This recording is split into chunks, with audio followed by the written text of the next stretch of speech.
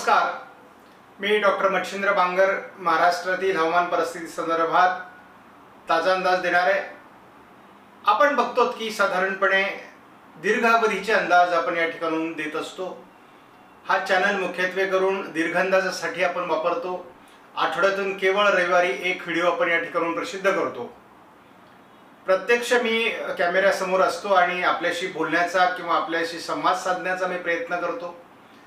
महत्त्वाची बाब अशी आहे की हवामानामध्ये आता काही बदल होण्याच्या टप्प्यावर आपण येऊन पोहोचलो आहोत। जानेवारी फेब्रुवारी या 2 महिन्यामध्ये एक थेंबही पाऊस महाराष्ट्रामध्ये पडलेला नाही आणि विशेष म्हणजे मार्चचा 15 पूर्वार्धाचा पूर्णपणे कोरडा गेलेला आहे। आता प्रश्न आहे तो उत्तरार्धाचा, कारण मान्सून पूर्व पाऊस हा सरासरीपेक्षा महाराष्ट्रामध्ये अधिक होईल अशा प्रकारचा अंदाज भारतीय हवामान खात्याकडून व्यक्त करण्यात आला आहे। मात्र या विभागाने दिलेल्या अंदाजाच्या प्रमाणे पहिल्या 15 दिवसात तरी फारसा महाराष्ट्रामध्ये वातावरण तयार झालेलं नाही। मात्र आता आपण बघतो की भारतामध्ये केवळ उत्तर भारत आणि दक्षिण भारत असंच पावसाळी वातावरण आहे आणि तेही काही ठराविक राज्यांमध्ये आहे। मध्य भारतावर सध्या पावसाळी परिस्थिती नाही आणि विशेष करून या 2.5 महिन्याचा जर सारांश काढला किंवा सरासरी बघितली तर आपल्याला महाराष्ट्रामध्ये पावसाचा कुठलाही प्रभाव निर्माण झालेला बघायला मिळाला नाही। म्हणजे आपण असं म्हणू की 2.5 महिन्याची घट आपल्याला या ठिकाणी बघायला मिळालेली आहे। मात्र उत्तरार्धामध्ये मार्चच्या वातावरण बदलणं अपेक्षित आहे। म्हणजे 15 तारखेनंतर ढगाळ परिस्थिती तर महाराष्ट्रात होणारच आहे, परंतु हलक्या पावसाची शक्यताही काही विभागांमध्ये आहे। मात्र हे संपूर्णपणे बंगालच्या उपसागर आणि अरबी समुद्रात तयार होणाऱ्या वेगवेगळ्या ज्या प्रणाली आहेत आणि या हवामान प्रणालींवर ते संपूर्णपणे अवलंबून असणार आहे। किती तीव्रतेचे कमी दाब तयार होतात, महाराष्ट्रामध्ये किती हवेचा दाब राहतो, वाऱ्यांची दिशा कशी तयार होते, यावर सर्व बाबी अवलंबून आहे। शिवाय 11-12 तारखेपासूनच 40 अंशाचा पारा उष्णतामान गाठणार आहे आणि त्यामुळे उष्णतेची लाट महाराष्ट्रामध्ये काही विभागात तयार होऊ शकते असा प्रश्न आहे। म्हणजे साधारणपणे आपण यावर्षी असं म्हणतोय की 100 वर्षाचा रेकॉर्ड उष्णतामान ओलांडण्याची शक्यता आहे आणि याचं कारण असं आहे की उष्ण अशा प्रकारचा जानेवारी, उष्ण अशा प्रकारचा फेब्रुवारी आणि उष्ण अशा प्रकारचा मार्च चाललेला आहे।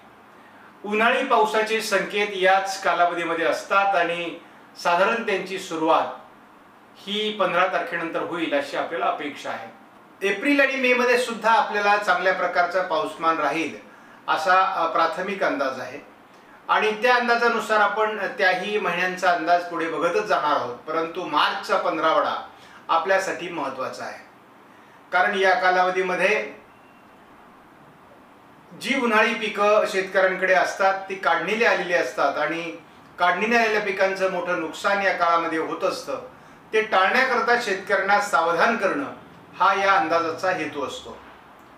एप्रिल मे मध्ये तसा उन्हाळी कालावधी आहे आणि या कालावधीमध्ये जे पाऊस होतात ते मशागतींसाठी उपयोगी पडतात, कारण नांगरलेली जमीन ही सुपीक करण्याकरता किंवा ढेकळं जे जमिनीमध्ये नांगरणीमुळे आलेले आहेत ते फोडण्याकरता आपल्याला या काळातल्या पावसाचा उपयोग होतो। म्हणजे केवळ मशागती पूरक अशा प्रकारचा पाऊस उन्हाळ्यात अपेक्षित असतो।